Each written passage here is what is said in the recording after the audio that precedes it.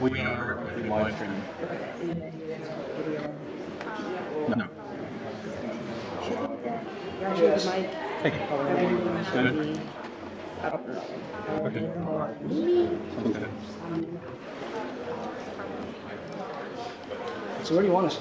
We're going to sit up in the front row and just pop up for our Cool. time. Perfect. Awesome. By the way, we're going to live stream tonight.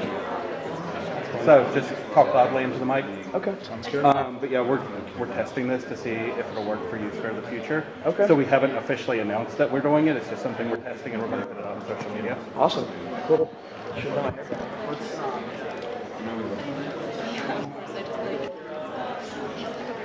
Yeah.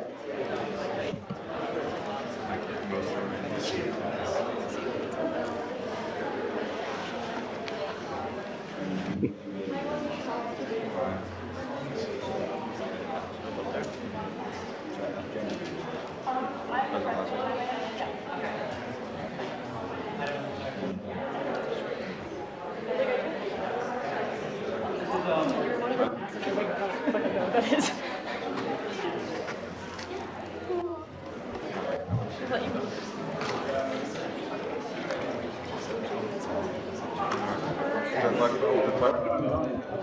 They're talking about the account.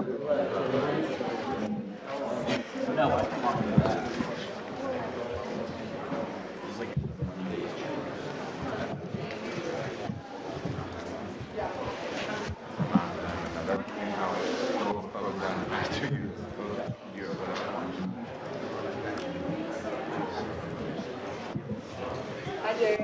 Hi. Hi, Leanne. How's it going? I'm good. How are you? Good. How's it going? It's good. I was here for 3 weeks, so it's fun. It's okay. School's back in session.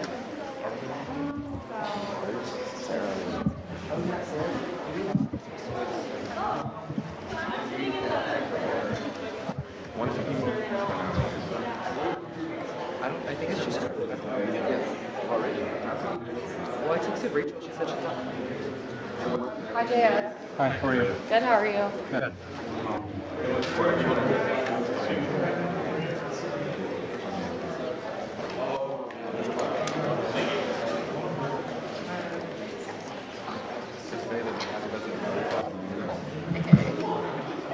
That's why they haven't done anything. They can't get money. They don't have an account.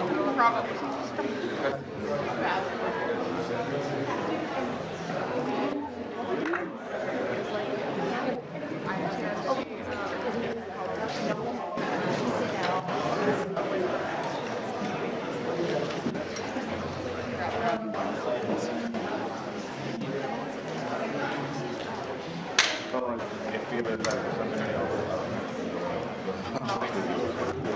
My roommate, she knew the house. She's here.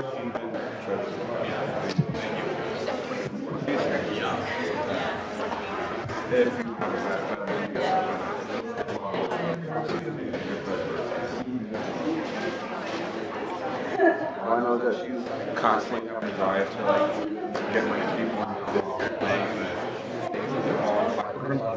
So my son's like, It's actually live streaming right now. Welcome to the live stream. Oh, she's recording.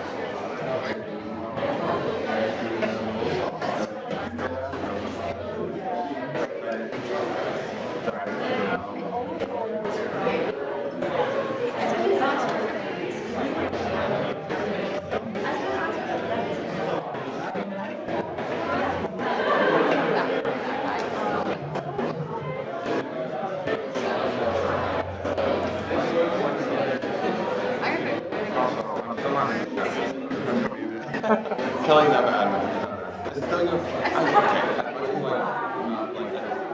I'm not that money. I can't not deny. And Josh Gad.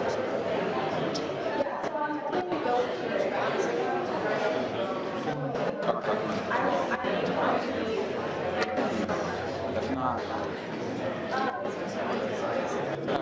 Analysis makes you. I go down and class.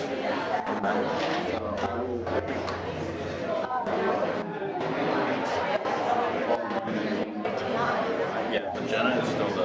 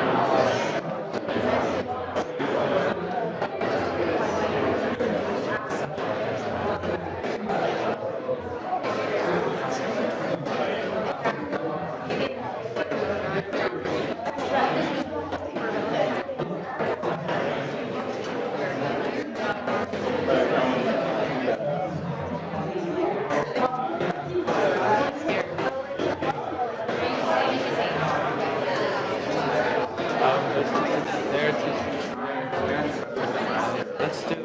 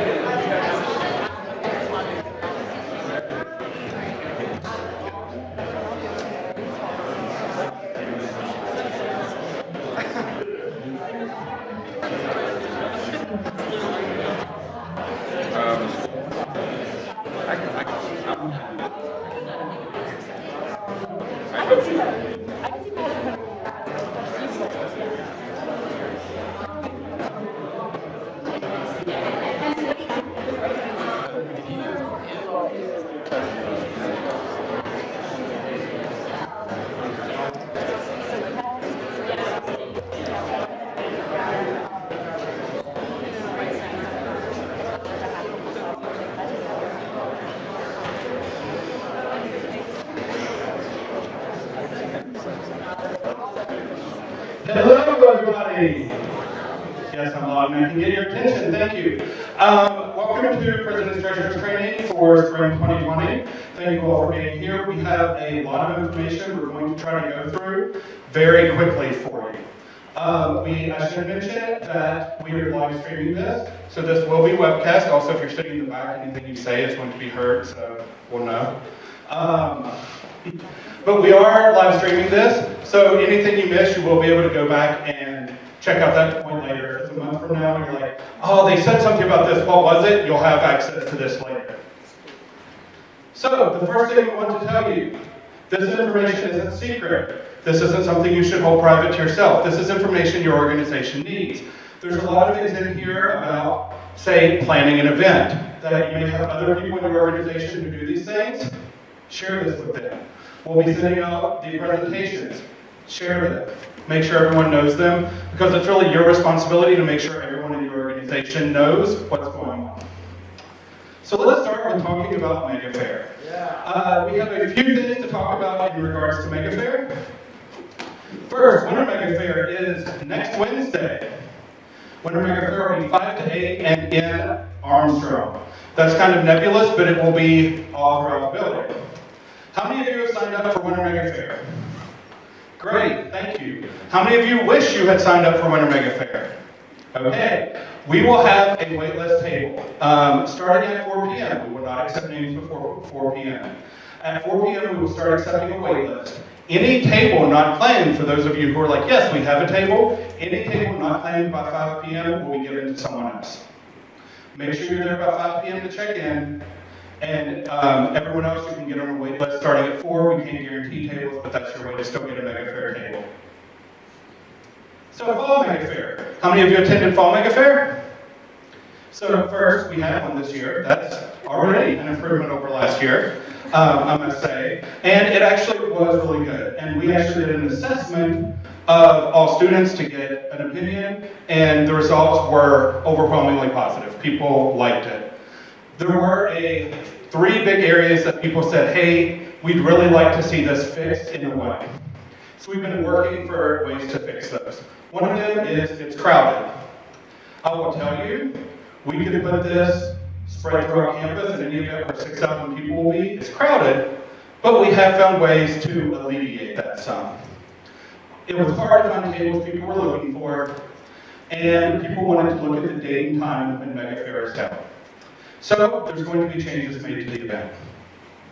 First up, we're spreading out more. This is the layout for Fall 2020 Mega Fair. A few things to point out. Up here around Phillips Hall, these sidewalks and these sidewalks we didn't use last year. We're using them this year. So that's a whole lot more sidewalks that we'll be using to put tables beside. The sidewalks going side to side and up and down are 10 foot wide. And if you notice, there really wasn't much congestion there. The sidewalks on the diagonals, that's where the congestions are, those sidewalks were 7 feet wide. This fall, if you can see the little tiny yellow rectangles here, we're only using one side of each of the slanted sidewalks. So that'll alleviate a lot of the traffic there. The other thing we're going to alleviate traffic, last year the tables were 6 inches or less apart from each other. This year they will be 2 feet apart. All of that means Mega Fair is going to be much more spread out, have the same amount of tables, just be a little bit further onto the north sidewalks, and that should alleviate some of the crowd. Next, people said it was hard to find things. Every section is going to be color-coded. So if you're in special interest, if you're in fine arts and performance, there will be a color assigned to your section. So your section may be brown or green or whatever, and then people will be able to know. Also, every table will be assigned. That way people will get a map, and they will know that this org is at this table, and here's where you can find this table. I know for some people there may be a concern of, well, we really need to be by this table. First, if you're in, say, an acapella group, and you're like, we need to be by the other acapella groups, we're going to naturally do that. That's just part of the thing. You're going to be near other groups like you. If you look at when you look at the tables for Winter Mega Fair next week, even in the academic and career professional sections, we have like all the business groups together, all the medical groups together. That's something we're going to do naturally. The other thing we are going to do on the application, we're going to ask, are there groups that for reasons of like, we share the same president, you absolutely need to be beside each other. And we'll do our best to honor those requests. Now, if one's a fine arts group and one is a special interest group, we're not going to be able to honor that request. But we'll do what we can. The last thing, the date. Overwhelmingly, we got a lot of response that said we don't want it on Wednesday, we want it on the weekend. Fall Mega Fair will be Sunday, August 30th, from noon to 3. Same location, but it will be on Sunday from noon to 3. Honestly, that is when we had it up until like 5 or 6 years ago. It worked well, so we will be having it on that date. Tying into that, President's Treasurer's Training this fall, which is always that first weekend also, will be from 5 to 7. So you'll go to Mega Fair, do Mega Fair, bring your stuff back to Armstrong or wherever you need to bring it, transition straight into President's Treasurer's Training. I know some of you may be continuing into the fall in roles in your organization, some of you may not. This is what I'm saying. Make sure to pass the information along, because this is important information for people to have. Rubric rewards. I am not going to in-depth cover rubric rewards. I'm not going to go by step through rubric rewards. Rubric rewards is our tiered reward program that we rolled out in the spring of 2018 that helps you receive money from ASG and helps you do a number of other things. We will be having individual sessions on rubric rewards for SIL workshops, so we're not going to go in depth here. One important thing to note, annual requirements are per school year. So if there's an annual requirement for submitting for the SIL awards, you have to do that at least once per school year, and that means in the fall, because we can't be like in the fall, like, oh, they didn't do this, but surely they're going to in the spring. So that means you have to do it in the fall. You can also do it in the spring. A few new things to make sure you know. Entity accounts and pass reporting. So how you check in out here is how you will check in SIL workshops. That is how you will do that. We could, I'm not going to take your time right now to demo. We were going to, but for the pass, your organization, when you send student cookies to your entity account, if you already have, you've already seen this, when you scroll down on the bottom right of the hub, there's an area called Pass. That is where you will record all of your rubric reports. You submit everything through there. It's simple. It live updates and says, yes, you did this. When you check in a SIL workshop, ideally, it also automatically updates that you've been to a SIL workshop. We also mark them so you can always see which SIL workshops your entity account checked into under your involvement record. So if you go to involvement record, it will say, here's the events you've attended for your entity account, and those will be the SIL workshop, today's President's Treasurer's Training. You will see those things there that you've attended. It can sometimes take up to 48 hours for something to update in the hub. So there's a chance that you'll attend a SIL workshop and it doesn't show up the next day, but 2 days later. That's just natural. You know that already happens with your accounts. Things take time to update. So this is how you do this. When you get your entity account, again, we'll send this out. All of these are linked, so you'll be able to see them. When you get your entity account, there's a link to set it up, and your advisor must be the primary trustee, if they're faculty or staff. Do any of you have graduate student advisors? Okay. If you have a graduate student advisor, email our office. We have a separate way you have to set up your entity account. When you get your entity account and password, which can take a couple weeks, then the first thing you do is log into the hub. You will see the same thing that you absolutely don't remember ever seeing from when you first logged into the hub. It will ask you for your first name and last name. Please do not put your first name and last name. For example, up here, if the org is stage left, put first name stage, last name left. Doesn't care about your name, we need the name of the org because you're logging in as the org. So make sure to put that when you log in with your entity account. And then after you do that, email student activity, say, hey, here's our entity account, and you'll be good to go. So that's all you need to do. This can also, and I believe we can actually suggest, can be used for what we do with a lot of official transactions. We suggest you check this email regularly, but when you submit your SIL awards, when you submit your ASG funding, you can log in with this and submit it through this. There's a couple of benefits for this whole process. One, how many of you are presidents? Great, if you want to double check that your treasurer submitted funding and they do it through your entity account, you can go there and make sure the form submitted. This is a way for all that double checking. This also means for rubric rewards when you submit, Anyone can go in, has their username and password, and make sure it's done. So advisors can go in and be like, oh, board hasn't submitted anything, I need to check. Or the vice president can be like, the president is supposed to do this, what's up? And ask. So this is a way for everyone just to see what's been submitted. You can also make it your primary contact. So when we send out emails, whoever checks your entity account will always get those emails. Check-in. Also workshops, you need to check in with your entity account.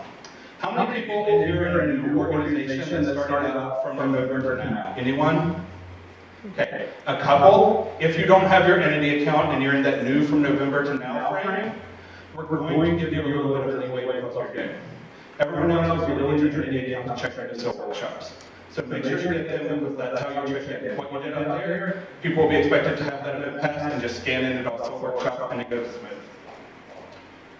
So remember, we started in spring of 2018. We're constantly trying to revise things. We're constantly trying to talk about things. This is a collaborative program between our office, Student Activities and Still Ambassadors, and ASG. We're constantly trying to make it better for you. So we've had things that people brought up as, hey, should we just do this anyway? Should we submit at the end of April, everything throughout the year, and then that counts for the whole next year? Well, there's positives and negatives for that. If you have a bad leadership team and they don't submit anything, the entire next year is shot. So there's a lot of things we need to look at. We want to pull some students together into a focus group on what changes and updates they might want to make to Red reports. If you are interested in sitting around with a group of people and talking about changes you'd like to see to Red reports, it's not guaranteeing which of those will take because, again, it's a lot of different people involved. Email us and we're going to set up a focus group for people to talk about things and see what we can fix for you. Event check-in.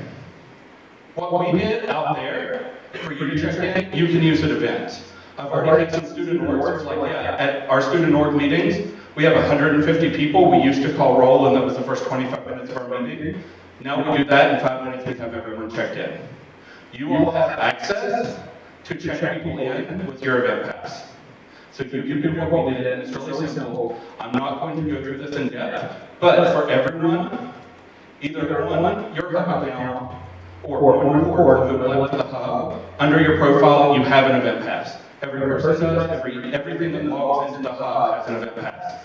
You can have members pull up theirs and save it to Apple Pay, to Google Wallet, any of those things, can take a screenshot and just have people check in with that. I know a lot of student orgs are starting to do that. You can also do that at your events. I know that one of the Tier 4 requirements is check people in at an event. Well, you can try to get a card swipe, or you can use this process. We're going to take your questions at the end, so write it down, make sure to remember. People who are checking in, this is all they need. They need a QR code. That's it. For you checking people in, you need a separate app. All you do is put the code for your event, which there's a demo that you can get on our website on how to do that. Put it in, hit start scanning, and as you saw for a few people out there, some people may have been like, oh, I don't have my pass, but I do know our unique ID. You can type that in and get it just the same. And it's just so much quicker to check people in minutes. Okay, I'm going to be turning it over to the Still Ambassadors to talk about the next couple of topics.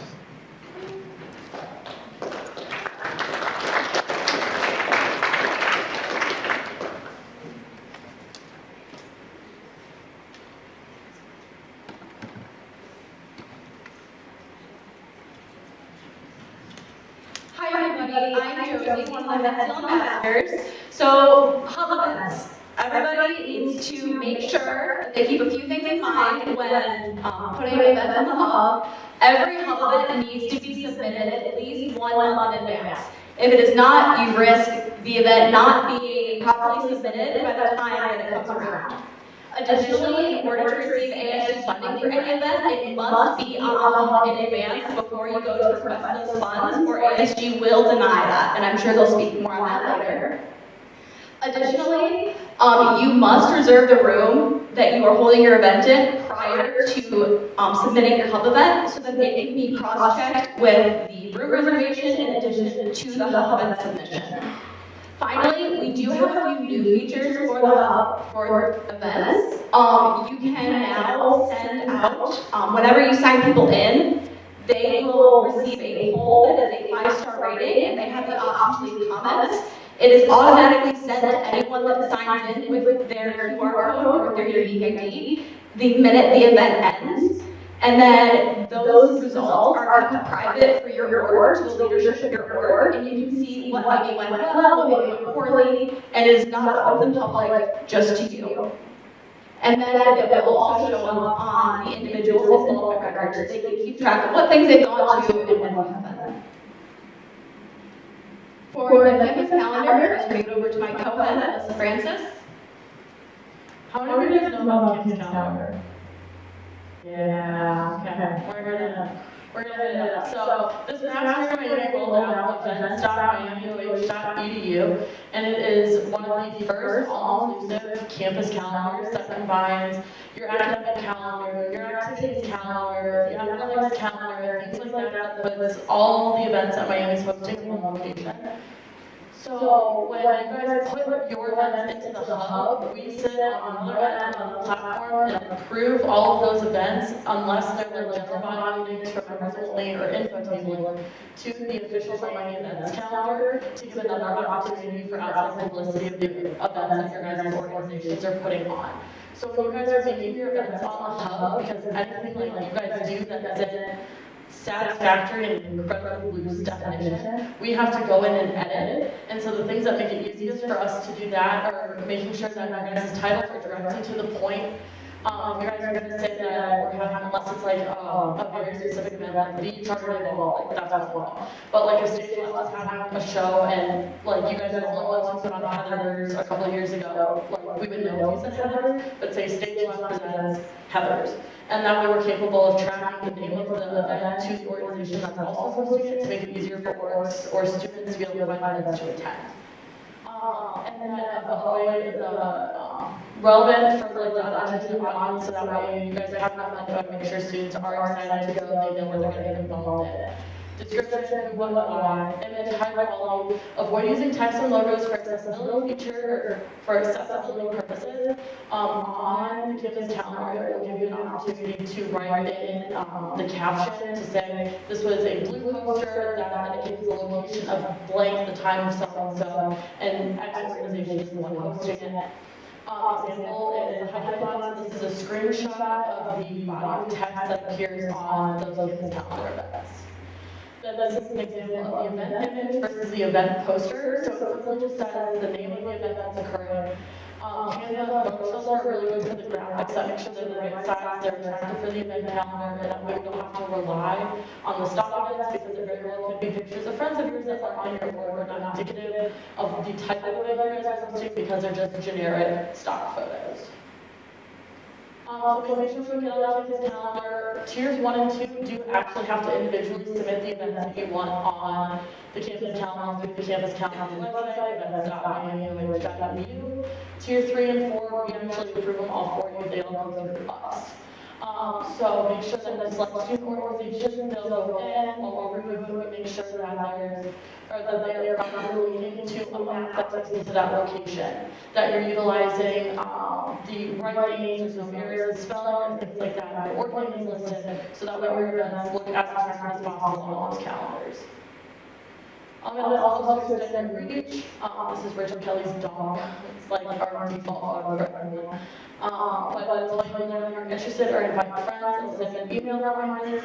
So if there's a big event coming up that really told you, I definitely want to make a ton of plans with friends to go there. You can put in your calendar, get reminders, add it to your Google Calendar, and things like that, which is a really, really awesome function. So I'm moving over to your guys' account info. Yeah, it's true.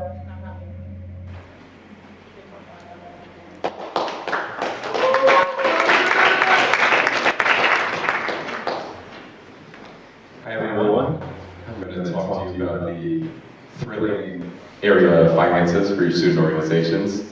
So first off, I need you all to understand the difference between your two different accounts. All student organizations have two different accounts. They've got an SD account, which is their ASG account. It's where ASG money goes. They also have a C account, or also called an agency account. That's a 4-digit number. Those will be the same 4-digit numbers, just one has SD preceding it.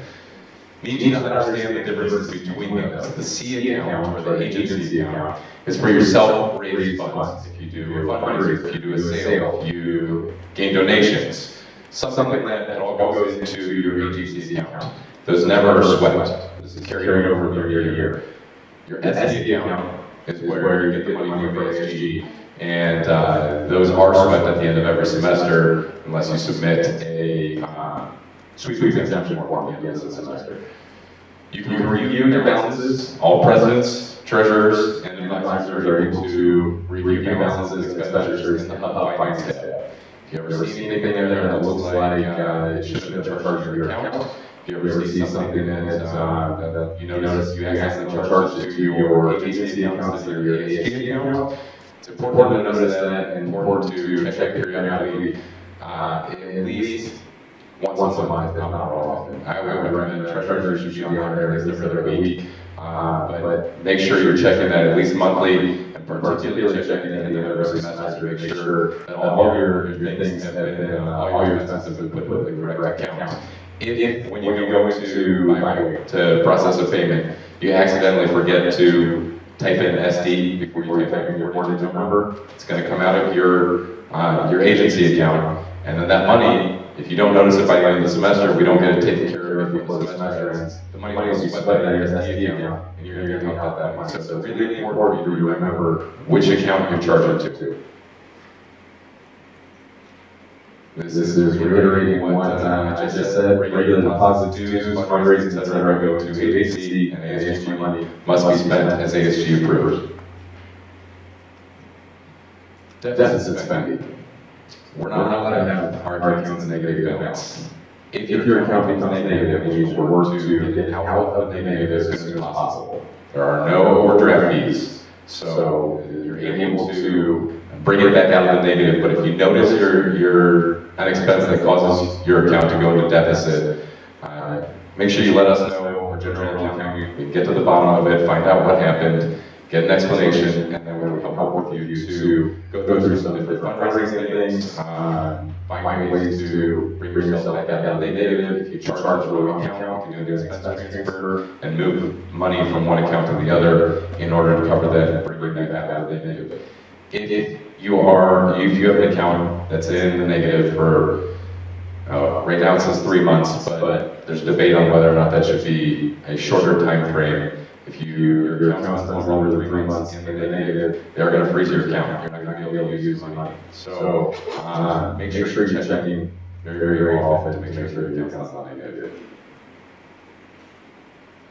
To collect money for fundraisers, dues, anything like that, you can reserve Mulan credit card readers. Unfortunately, we're not able to use any of the electronic payment methods that I'm sure you use on a day-to-day basis, you use pretty regularly. We can't use PayPal, we can't use Venmo, we can't use Cash App, any of those. We can't tie them to your account.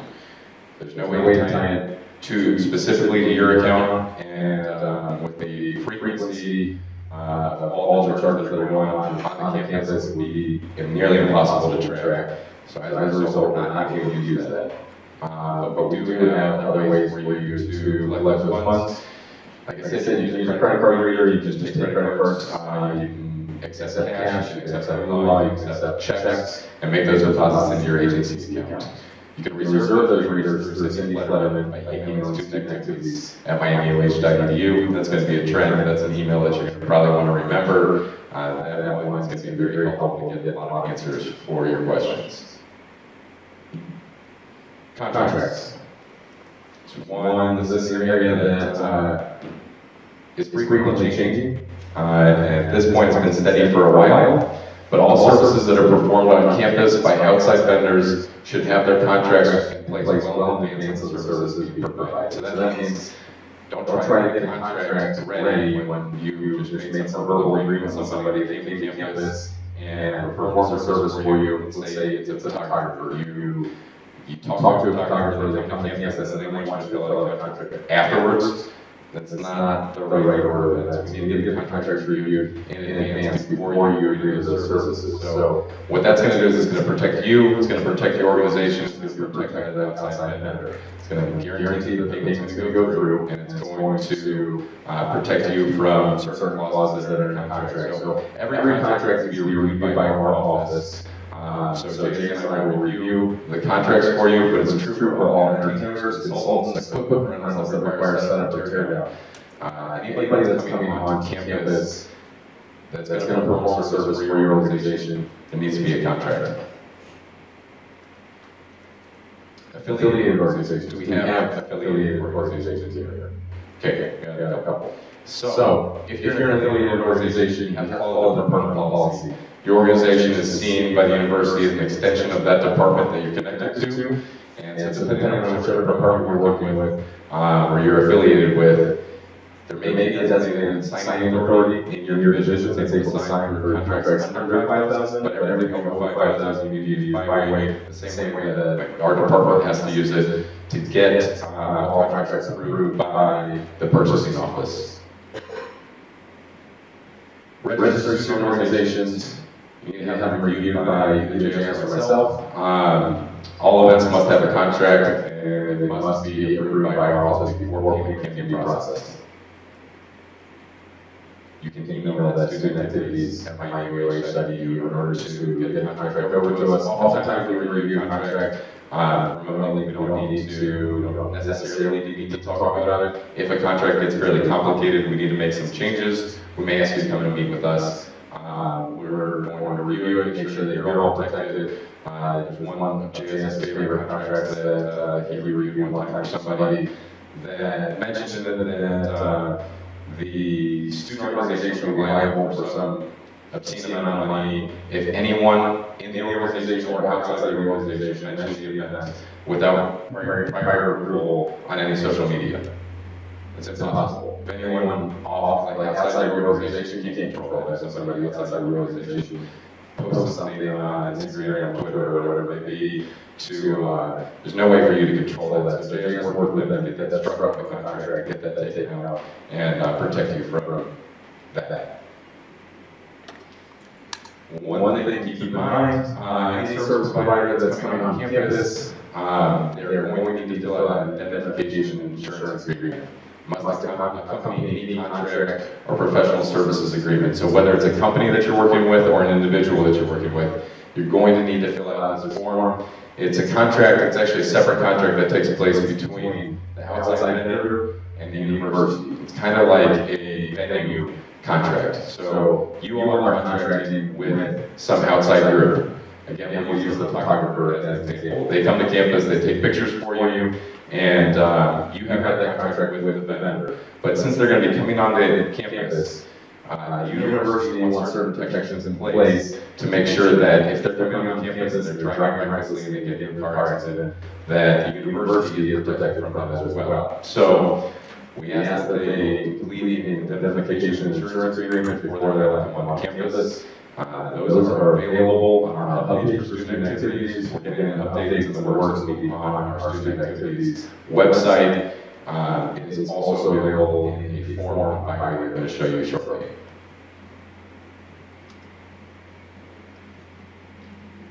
This was a lot of text, sorry. Companies versus independent contractors. I'm going to break this down fairly quickly, but basically the reason there's so much text there is that we're going to send this out to, so that you have this and refer back to it. So there's explanations there so that you don't have to go back and watch the video to see this. You can read through it. But bottom line is the company that's doing business is a corporation. They've incorporated their business through the IRS and through whatever state that they are residing in. You can check that basically by checking a W-9 to see if they have a TIN or an EIN, it's an employer identification number or tax ID number. If they're using that rather than their social security number, they're likely a company. Also, they're going to be a company if it's like Kroger, it's clearly a company. But if it's somebody like Drew Davis operating under their own name, there's a high likelihood that they're operating as an independent contractor. People that are doing business as individuals, so sole proprietor or single member LLC, are going to be doing business more than likely under their own own personal social security number on their W-9.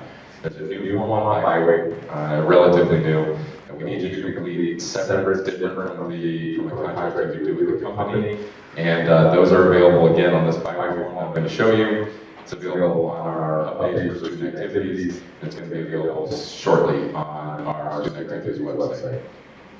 One thing to note, there are exceptions to all these, so there are potential examples of outliers of people that don't necessarily fit into that, where their W-9 indicates that their social security number is their company's tax ID number. There are some situations where that will be okay for them to be a company, but we'll work on that on a case-by-case basis. It's pretty rare. This is what a W-9 looks like. It's available on the IRS website. Most people that are doing business will probably already have one filled out. If not, they can find it on the IRS website. If you Google W-9, it's literally one of the first things that pops up. So you'll see that. This is what I was talking about. The thing that's circled, if they have social security number filled in, then it's highly likely that they are doing business as a sole proprietor. And if they have an employer identification number filled in, then they're probably a company. This is the form that I'm referring to. It is the student organization independent contractor form. It is a way that we put it in by ways that you don't have to bring papers in, you don't have to come meet with us in most cases, that we're able to review these through this digital format. This is what it looks like. All the instructions on how to do it are right there. You're going to need a handful of papers that go to the sole proprietor, go to the independent contractor. It's a blank PSA form that you'll need, a blank OPERS form, and then again, if they're going to be on campus, they will need that insurance and identification form. Once you have those filled out, you can submit them. You can submit them through this form. There are, I'm going to get into it in a second, there are some difficulties we're having with the form at the moment, and it's not sending to our office. So, in the meantime, until you get an email or notice from us, you can go ahead and send those to student activities at miamioh.edu. If you want to go over the instructions, you can pull all those documents off of there. Before completing the form, that has to be added to the Byway system, so you're going to need a W-9 from that. We're going to talk about that W-9 and that you'll need it to determine what type of contractor they are. You should ask for a W-9, communicate to them that it's not a guarantee of the agreement, but a necessary step in order to be approved. And I'm going to need you to share that with your whole organization. Some of you might have like a director of events, or you might have some sort of event planner as like one of your positions within your organization. So when they are communicating with a potential vendor, they're going to need to have that contract reviewed and approved before they guarantee payment. So if they make a personal agreement with that person, they unfortunately are personally liable to fill that. If for some reason your organization is not able to pay it, that's why we want to check it beforehand so that they're not going to be out that money. This is a run through of what that form looks like. You fill in some necessary information. Don't change the form name. It is editable. Please don't change it. You'll put in the supplier here once they've been added to the system. All you treasurers out there, you'll need to take the online Canvas course for treasurer training, and when you do that, it'll go through exactly how to add a vendor. You'll need to add the vendor beforehand, and you'll add them as a supplier. Once you start typing their name, it'll auto. The next page, the series of questions. This first box, make sure that you check in. Actually, it is changed. It says Oxford Student Organization or Regional Student Organization. If you are housed here on Oxford campus, like most of you are, make sure you select Oxford. It should be the default. If you are on the Hamilton or Middletown campus, make sure you change that to Regional. This is a note I was talking about. We've been made aware that some people submitted it, it hasn't come to our office, so we're working with accounts payable and general accounting to get that fixed as soon as possible. But in the meantime, you can email us student activities at miamioh.edu. Some new developments. We talked about this in the fall. The bad news is that Kroger's no longer accepting PO from us. I think everyone's gotten used to that at this point. They sent us a letter in the mail to the whole university and said we're not going to do that anymore. Basically, like to say they broke up with us through a letter. As of September 27th, we're not accepting, they're not accepting our POs. We recognize that Walmart has also had issues with POs. Oftentimes, purchase order students got a purchase order, got on Walmart, like, oh yeah, sorry, it's not working. And then they have to pay out of pocket. We don't want you to ever have to pay out of pocket. So the good news is that these issues have necessitated a change.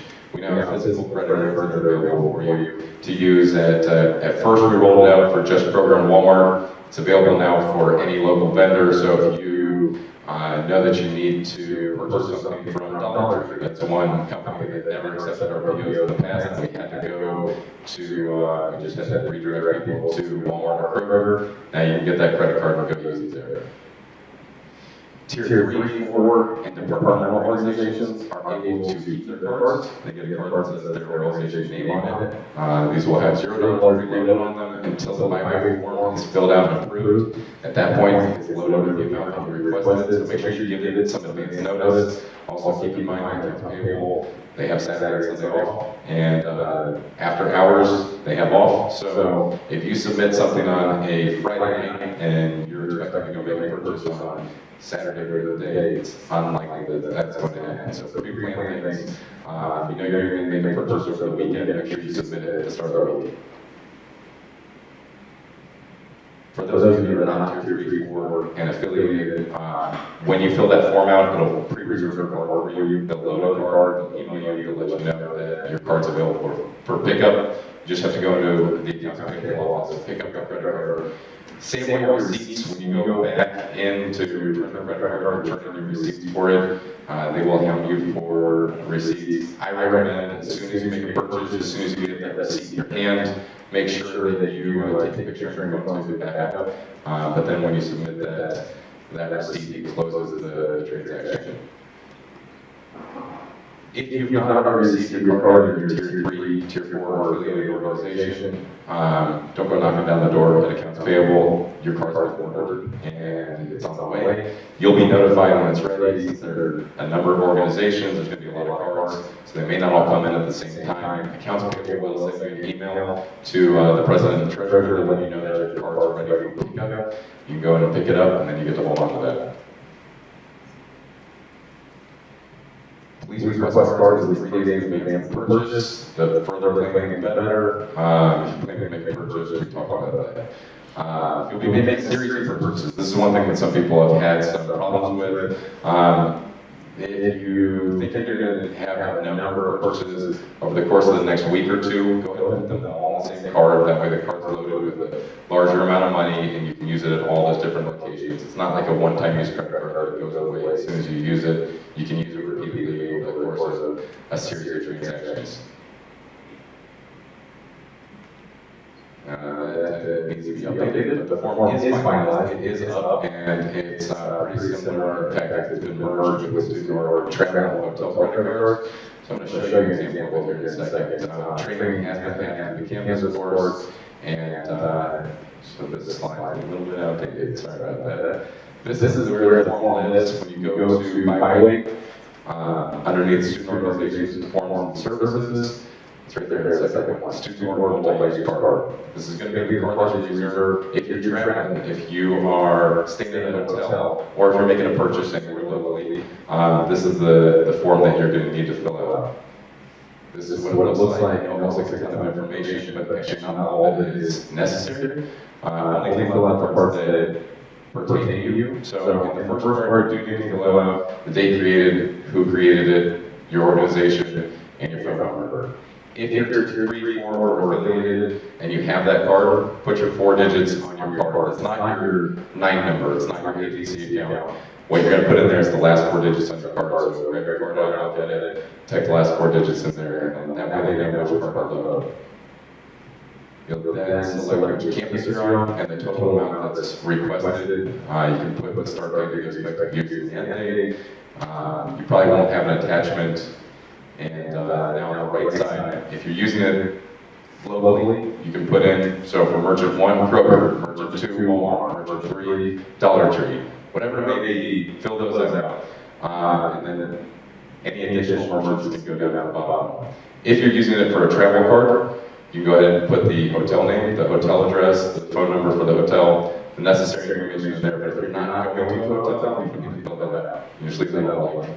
Same thing with the bottom section. If you're traveling, you are able to request funding for travel expenses, so that cover gas. So if you know that you're going to do that so that you don't have to be out of pocket, say you're renting a car and drive somewhere, you can preload the car with gas money so that you're not out that money in pocket.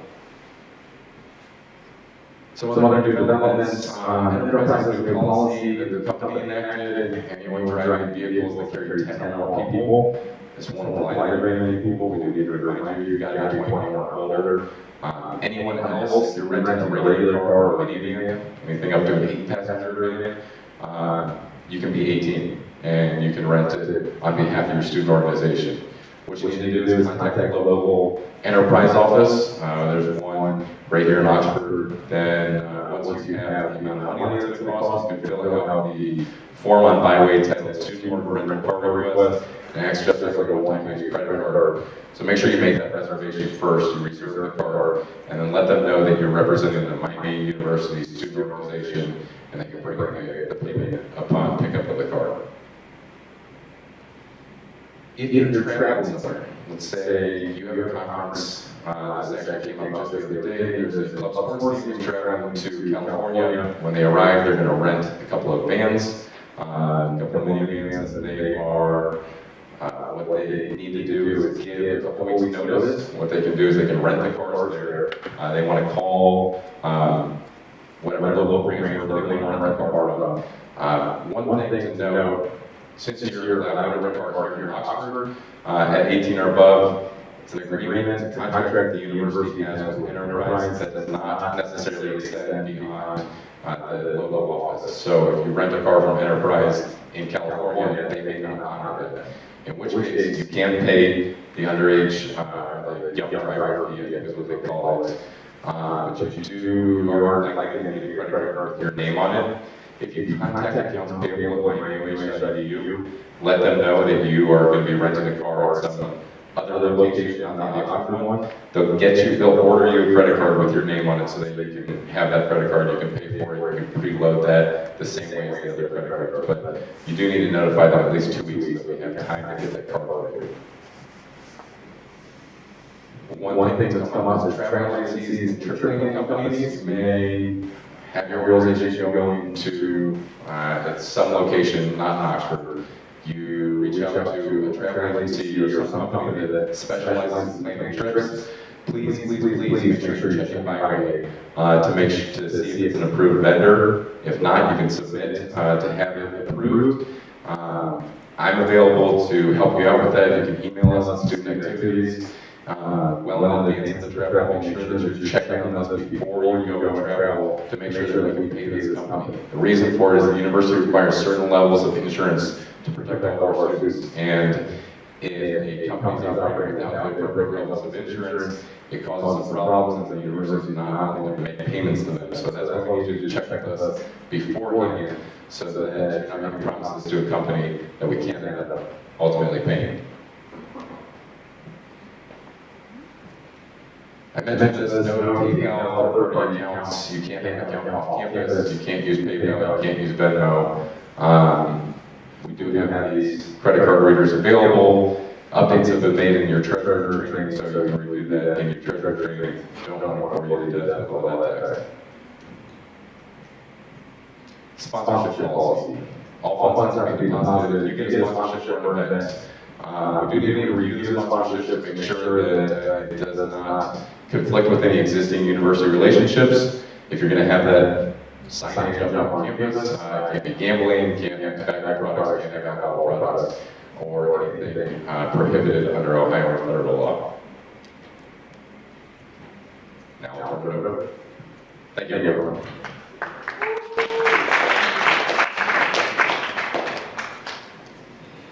Hey guys, how's it going? My name is Will Hoffman. I'm the Secretary of Finance. This is Colin Sullivan. He's the Secretary of Treasury. Alright, so just a quick review of planning on committee. A quick reminder off the start. So next Monday is the first Monday here. Applications are now live in the hub. You should have an email earlier in the week. Application due this Friday at 11:45 p.m. So no exceptions, make sure you get those in on time. And the schedule goes out Sunday afternoon. Please give us some time to get that put together and get out. Just send emails because we'll be working on it. So just expect that in the afternoon. Alright, so our mission is to fund all registered and affiliated student organizations on campus. That's our main goal. And so we have two main types of funding, general funding and then unity funding. Within general funding, we have event, administrative, and capital. These are pretty straightforward. Event funding is for events on campus or elsewhere. Administrative funding is for things that go to the day-to-day operations of the organization, so room fees, office supplies, stuff like that. And capital items are things that are more substantial that will stay in the organization for a period of a few years. And unity funding is something that's relatively new in the past few years. It's something we're really big on. What it is it requires 3+ organizations to come together and plan an event. The whole goal of this is so that you guys can put on bigger, better events that draw a larger audience on campus. And that business you can then get between 5,000 and 15,000 for each event. And this is in addition to your normal funding. So let's say you request a unity event. You can get up to $15,000 and then still request up to $5,000 of your normal funding. And so each semester we have 2 hearings. This semester is February 3rd and March 9th. And we'll be having a special hearing in April, April 6th, and that's for funding for the next fall semester for Mega Fair in the first 50 days. Feedback management for this process, they're in process right now in Byway. So make sure that this semester, I'll put out a form and you guys can request a sweep exemption if you, for whatever reason, you have to, if you have a pending transaction in Byway or funding for the spring, then you can request a sweep exemption. But you can't just not spend your money and then request a sweep exemption, that won't be approved. So you have to spend 75% of your funds to not get penalized in the coming semester. And obviously we're here with you guys, and so that's in place just to ensure that organizations don't over-request funds, don't use them, and other organizations miss out on those funds. So just communicate with us and we can help you out, we're pretty accommodating. So once again, the applications are always due Friday before hearing at 11:45 p.m. So this Friday, 11:45, make sure it's submitted. Some common areas we're running into with the applications. One big one is make sure you save your Excel document that's not corrupted. Double test it, make sure when you upload it, you download it again, make sure it's submitted correctly, because we can't work with an incorrect form.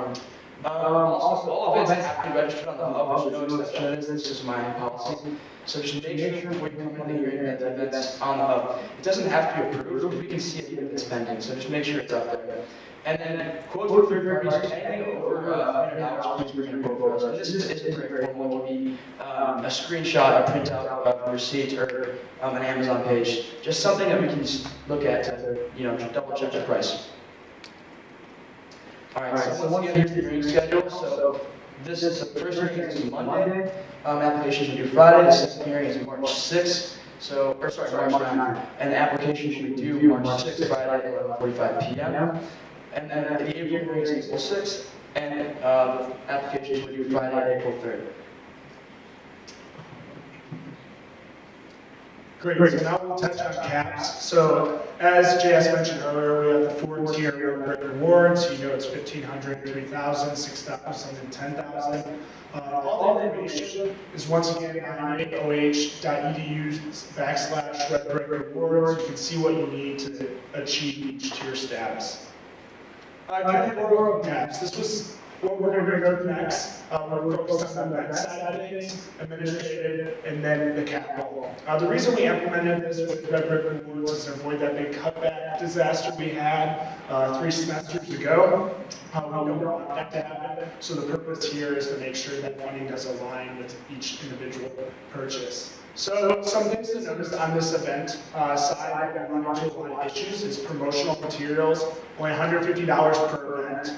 Airfare and hotel rooms, we expect 4 people in a hotel room, that's for the entirety of the room itself, of $130, and then airfare as well. If you do have an airfare ticket, that does cost over $200. Once again, we recommend fundraising or other outside activities as well. Shifting to administration caps, these are things that not just are we trying to cut back down on the funding side of things, but sustainability too. A lot of these are paper supplies, office supplies that can continually be reused. However, we have a lot of orgs that once again shift over leadership some of the stuff gets lost. So we just ask that you follow these rules, but also make sure that you're paying attention to it. Something to notice too, storage materials. We require everything to be on campus. However, we know some organizations have larger items that aren't going to fit on campus. We do offer $1,000 for you storing those materials off campus. And we did change it so that you can store capital items off campus residences. Just be aware that we will audit and check up on those items. Yes. Lastly, the capital side, this is the third thing you go through in the funding document itself. A lot of this only pertains to certain organizations that are involved in fine arts, but once again, pay attention to these because we are going to have people checking this throughout the hearing. Once again, board games, we run into that quite a bit. Other than that, lab materials and athletic materials that tend to be org specific. Just make sure your org's following that so we don't run into issues as well. So moving into sanctions from the audit side of the funding committee. So as I mentioned before, if you don't spend 70% of your funds, you're subject to a 20% cutback for the next semester on the funding you receive. Obviously, as I said before, we'll work with you, so just communicate with us so we can help you understand why the money wasn't spent or if there were circumstances there that led to that happening. And so we will be conducting a lot of audits this semester, especially capital audits, and for capital audits, we'll reach out to you, we'll email you, and we'll request, hey, you were funded for these items at this hearing in this year. Please can you provide proof that you still have these in your care? And you'll get back to us and we'll check up on. If you fail a audit, you will be subject to a 15 to 20% penalty for the next funding hearing. So just be aware of that. The penalties are different based off of the severity of the issue. And for spending audits, we just check up on your transactions and make sure you're spending money where you said you're spending money at. So just make sure that you guys are buying things that were approved. Alright, so the debt payment. So any debt below $150, we'll forgive it with, you won't receive a penalty with that. You're still going to have to work with you to fundraise that money, or to find a way to get that money back. You will not be penalized in the next semester. If you have between $150 and $650 in debt, you'll be receiving a 20% penalty for each hearing in the next semester. And then anything over $650, we're going to have, it'll be a 40% penalty. And just make sure when you guys have any debt, reach out to us as well, and we can help you and work with you to figure out a plan to bring your account out of the negative. Alright, so real quick guys, when I presented last fall, I was asked to mention a pilot program that was going on called Campus Cares. Basically what it is dropping consulting hours on campus where you can just go in for a quick check and talk to a counselor. And we're really proud to say that it's no longer a pilot program and it's fully in place. So just check out the times, it's really big for mental health in Miami, so just want to make you guys aware of that. Cool. So as always, if you have an issue, the best way to contact us is at AHG Funding at miamioh.edu. I check that more than my regular emails, so please direct all emails to that account. If you email me personally, there's a chance it gets lost, and we'll get back to it quicker through the AHG Funding account. Awesome. With that, thanks to the message. Thanks, guys.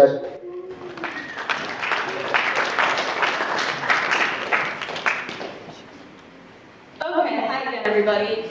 So, as Seal Ambassadors, our job is to help everyone find their place on campus, in addition to helping start new organizations, as a lot of you have met with us kind of recently, addition to providing resources, meetings, and helpful hints for existing orgs, helping you make your org the best that it can be. We also do presentations for residence halls, as well as classes like UNB 101s. These are our office hours. We are in room 2026, so if you go downstairs by the big seal on the second floor, there's a set of double doors right by it, and if you go directly in there, you'll be directed to our office. We have it staffed pretty much full-time all throughout the week, and we just please keep in mind that we are servicing over 500 student orgs, and we care about each and every one of you, so when you are directing your emails to student activities, please know that it's the two of us trying to help all of you.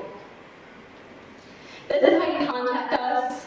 Like I said, student activities. Additionally, if you did not sign in with an entity account, if you signed in with a personal hub pass or your unique ID tonight, please send an email to that account just saying, hi, I'm Josie, I'm here with this org, and we'll be sure to give you org credit for you attending. Additionally, another reminder, org, please be sure to tell your org about all the resources you learned about this evening. It is your responsibility as a leader of your orgs to share all this information, make sure that those coming after you know what's going on so that your org can be sustained for a longer period of time than just the time that we have here at Miami. Finally, for me, SEAL workshops. So these they can all be seen, scheduled for the rest of the semester at miamioh.edu/SEAL workshops. They're about an hour-long informational session ranging on everything from ASU funding to, I believe we have one called a crisis workshop to know what to do when your funding doesn't go through and things like that. Additionally, we also offer inclusive leadership trainings such as Safe Zone and Green Zone, which are very beneficial for everyone. Hi. So we have SEAL Awards coming up. How many of you guys have submitted something for SEAL Awards before? Keep your hands up if you like, or if you know what SEAL Awards are. Yeah, okay. So SEAL Awards is our annual student org awards. How many of you guys like to be recognized for the stuff you do on campus? Because like, I sure as heck would love to be appreciated for the things that I put on. I know everyone feels the same way. So we really want to celebrate the good work that you're doing, whether it be your really awesome board presidents, the events you're putting on, making the campus community more accepting or engaging environment for your peers. And it's really, really cool to be able to give you guys credit for the effort you put in. So we have a nomination link on the front of the hub page next to the bio training, so that way you guys know where to send all of your stuff in. So you can nominate the rising leader, the freshman who came in and literally kicked butt from day one, so you guys are capable of giving them the credit that they deserve. These are open on a rolling basis, and the deadline for this semester is February 28th, not the 29th, 28th. We have an extra day this year, which is really cool. And then any events from March of last year to February for this year are eligible for this SEAL Awards cycle. It's called SEAL Awards 2020 because it's being hosted in 2020. We are aware that the majority of the events will be occurring from March 2019 through February 2020 that are eligible for said award ceremony. I'm also a member of the Armstrong Student Center Board, and I am the SEAL Office Space Chair as well, so I'm going to speak to you a little bit on behalf of planning our event at Armstrong. So again, reservations should be made online at least a week in advance, with the hub being a month, this being 2 weeks. It's pretty easy to make sure that you're going to cover on both bases. Make sure you go to miamioh.edu/ASC for the link.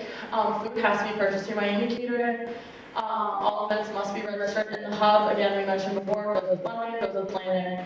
Remember to schedule a meeting with an event planner at least 2 weeks in advance. That way we can make sure that we have our number chairs set up, audio and tech staff available as well. And that way you guys know what fees may occur in the space. We have all of these chairs in rows right now. If we put them in concentric circles, we'd have to pay for it. So just making sure you guys know what may end up charging your guys' organization for additional fees if you were to do something like that.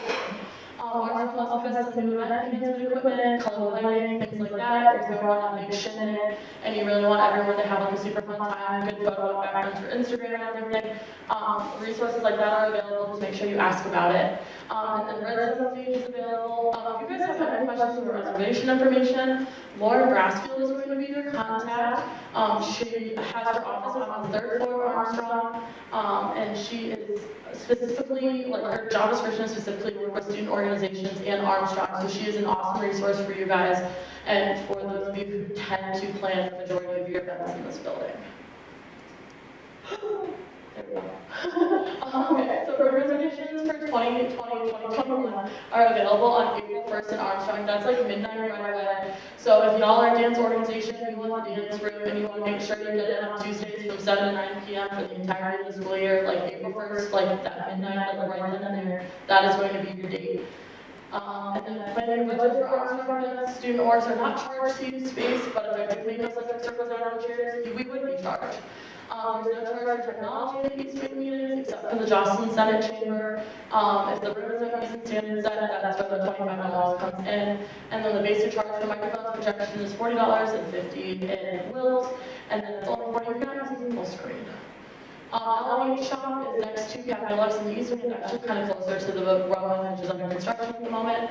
It's available to rent for a week at a time for just $60. This is a really great way if you guys are hoping to increase your fundraising efforts or things like that for your organization to be able to sell stuff there. Zero Waste Oxford is always a word that comes to mind because they do such a good job of utilizing that space.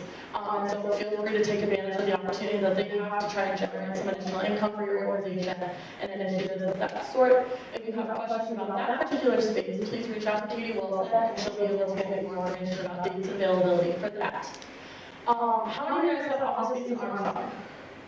How many of you guys have maintained it? And how many of you guys want more space or the opportunity to have storage space or an office in Armstrong?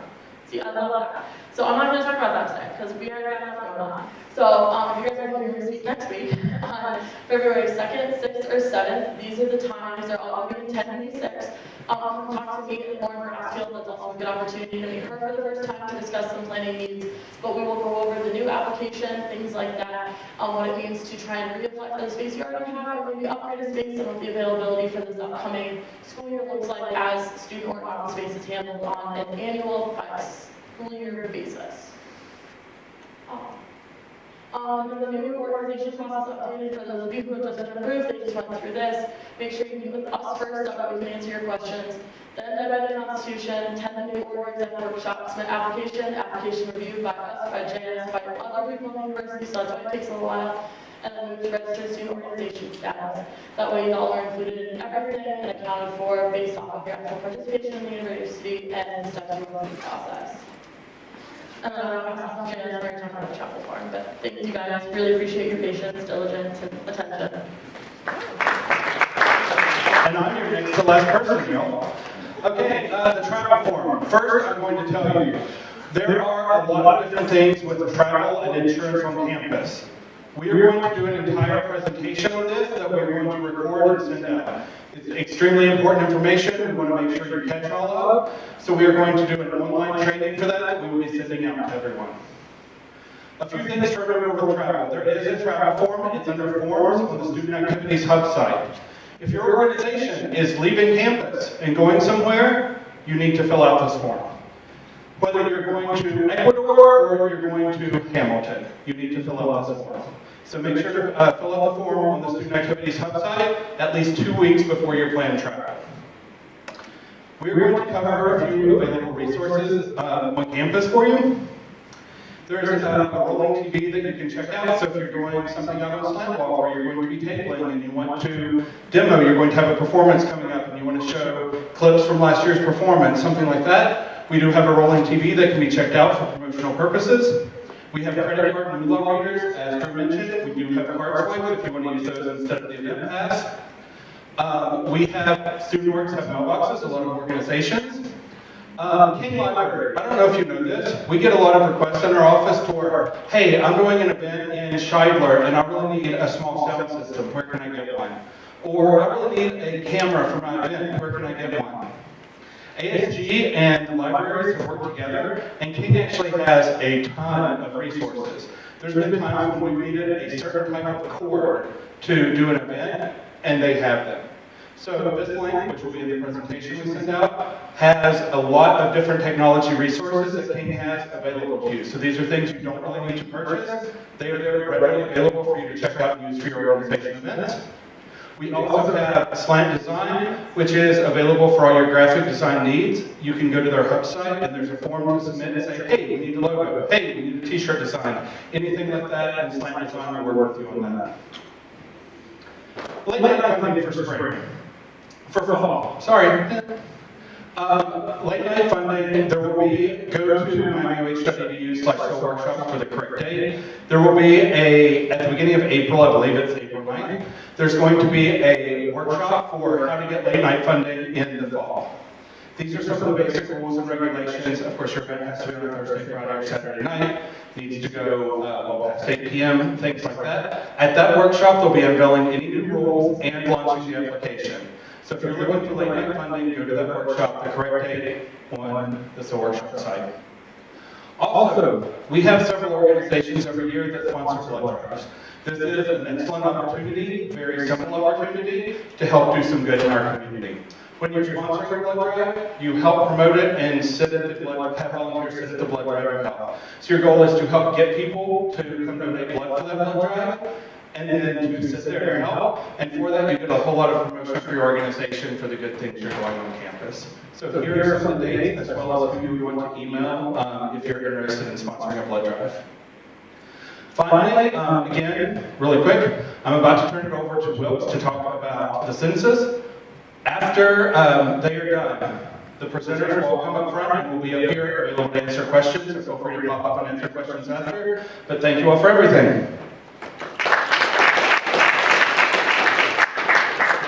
Hi guys, I promise I'm the last speaker for today. Thank you for your patience and attention.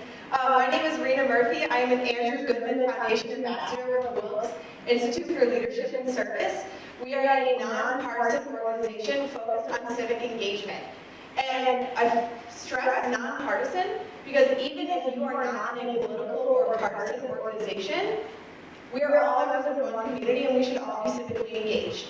And how it relates to you is that we have workshops to help you be civically engaged, and they come for Red Brick Rewards, and we will come to you. So this is a little teaser of our census presentation. I promise I will not give it to you all, it's just for you guys to see. But through Red Hawk Counts, you guys can request to have us come and give this presentation to your general lobby members, or a presentation on voter registration, or how to host a voter registration drive. So things you would learn in this presentation are things like what are the census? Important stuff like every 10 years, 10 questions, and it's confidential and safe. Where you should fill it out, all the super important stuff versus Oxford or home, why it's important, what the census data is used for, how you should fill it out, different methods, and all the little tricky things that go to it, but I promise I won't go through them all now. This is super important for us. Census Day, April 1st, 2020. However, we really want to stress to our students that they should fill it out before they leave for spring break, if applicable. We'll get into that in a big workshop, I promise. But here's the timeline. So if you would like to request a workshop from Wilkes about your census, or about census, please have us come in February, March, or April. If you reach out to us for the first week in May, it's too late. Not by our timeline, but by the Census Bureau. For voter registration, we're open whenever, all year round. Doesn't have to be every 10 years as well. With that, if you would like to sign up for us to come into your org, please scan this QR code. And I would love it if we have at least 5 requests by the end of this. We promise we do all the work. Tell us where and when to show up, and we will be there to give all of your general body members information about voter registration or the census. Thank you for listening. I'm going to pass it back to